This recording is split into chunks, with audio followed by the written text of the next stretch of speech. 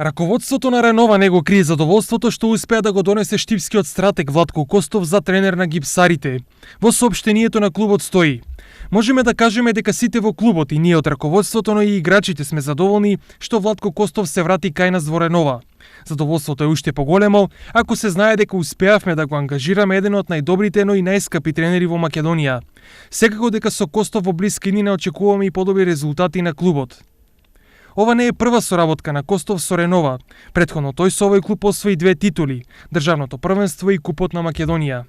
Инаку Костов беше ангажиран и од Брегалница во втората половина од сезоната 2014-2015, каде од 13 бодови во првата полусезона успеа да освои 35 во втората, во која загуби само еден меч, а Брегалница го постигна државниот рекорд од 10 надпревари во низа без примен гол, а тогашниот голман на сините Гачевски се пласираше на 50-тото место на светската ранг листа по најмал број на примени голови.